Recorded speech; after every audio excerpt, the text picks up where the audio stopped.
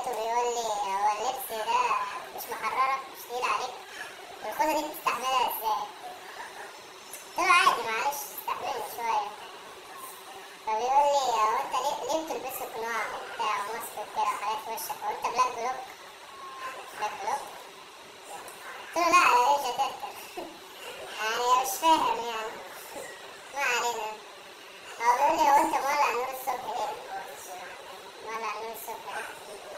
عادي يعني انا اهو ما بشوفش في النور، بولع النور عشان اشوف.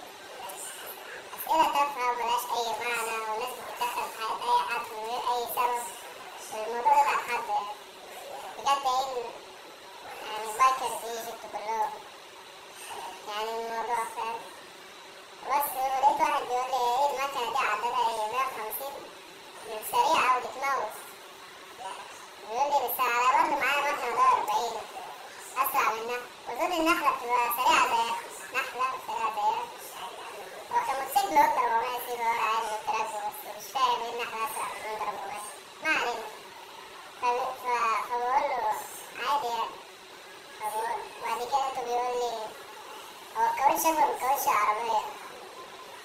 بقول له ارحمني يعني انت عايز ايه؟ بيقول لي انا معايا موتوسيكل على فكرة مع ابن خالي 954. قلت له ايه؟ قال لي موتوسيكل 954. قلت له طب ايه 954 ده؟ قال لي هو اسمه كده. قلت له في هوندا بس السي بتاعه حجم الموتور بس.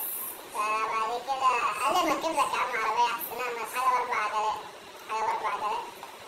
انا حر، انا راجل عايز اموت، انا عايز اركب حاجة بعجلتين، ليه التدخل في كل حاجة؟ ارحمونا ارحموا ابونا بقى، ليه؟ كل واحد يخليه في حاله. انا بحب الموتوسيكل بعجلتين، انا حر، انا اجيب عربية ليه؟ بجد الموضوع